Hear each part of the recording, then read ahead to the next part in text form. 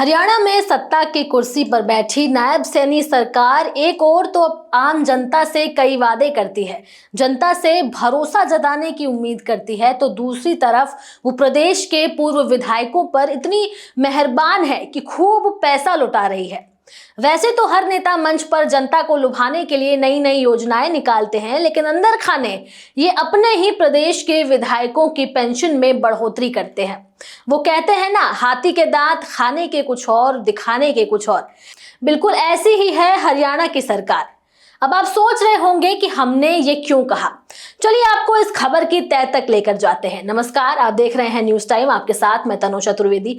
आज इस खबर में हम आपको बताएंगे कि कैसे सत्ता में बैठे लोगों का दोहरा रवैया सामने आ रहा है।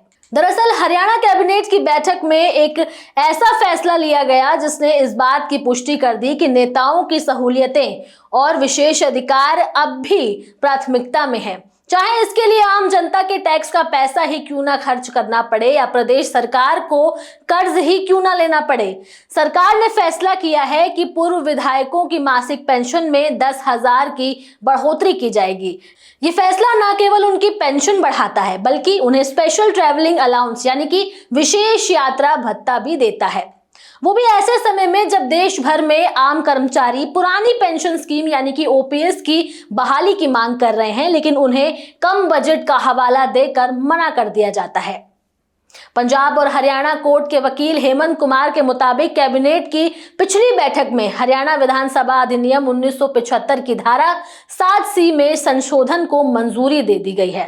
अब तक पूर्व विधायकों को मिलने वाली पेंशन की अधिकतम सीमा 1 लाख प्रतिमाह थी, लेकिन अब ये सीमा हटा दी गई है। इसका मतलब ये है कि जो विधायक पहले ही 1 लाख से ऊपर पेंशन ले रहे हैं, वो भी हर महीने 10,000 से ज्यादा विशेष यात्रा भत्ता के हकदार होंगे। आपको बता दें कि यह प्रस्ताव मॉनसून सत्र यानी कि अगस्त या फिर सितंबर में पेश कर पारित करवाया जाएगा। हालांकि सरकार चाहे तो इस संशोधन को अध्यादेश के जरिए तुरंत लागू भी करा सकती है।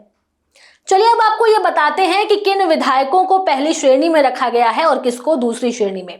आपको बता दें कि 2018 में हरियाणा विधानसभा ने 1975 के कानून में संशोधन करके पूर्व विधायकों को लगभग 2 श्रेणियों में बांट दिया था। पहले वो विधायक जिन्होंने 1 जनवरी 2016 से पहले कार्यकाल पूरा किया, और दूसरे वो जिन्होंने 1 जनवरी 2016 के बाद कार्यकाल पूरा किया। बता दें कि पहले लिस्ट में पूर्व विधायकों की पेंशन उस समय के मुताबिक ही चल रही थी, लेकिन दूसरी लिस्ट में आने वाले विधायकों के लिए इंतजाम किए गए कि उन्हें एक कार्यकाल पर 50,000 मासिक पेंशन दी जाएगी। यदि किसी ने 1 से अधिक कार्यकाल पूरे किए हैं तो हर अतिरिक्त कार्यकाल पर 2,000 प्रतिवर्ष की वृद्धि होगी। इस हिसाब से अगर देखें तो कई ऐसे विधायक हैं जो पहले ही 1 लाख या फिर उससे अधिक की पेंशन ले रहे हैं, अब उन्हें ऊपर से 10,000 यात्रा भत्ता और मिल जाएगा। इसका सीधा असर जनता की जेब पर पड़ेगा।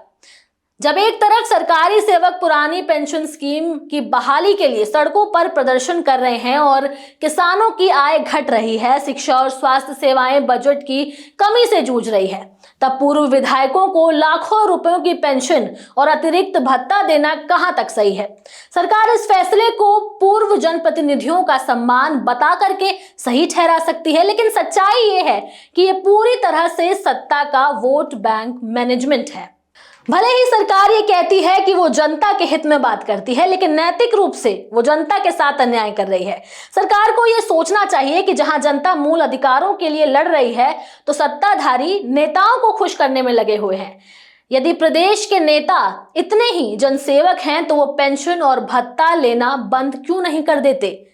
अब ये कितना सही है ये आप हमें कमेंट करके जरूर बताइए। अगर आप चाहते हैं कि इस तरह की सच्चाई और लोगों तक पहुंचे तो इस वीडियो को लाइक करें, शेयर करें और चैनल को सब्सक्राइब करना ना भूलें। नमस्कार।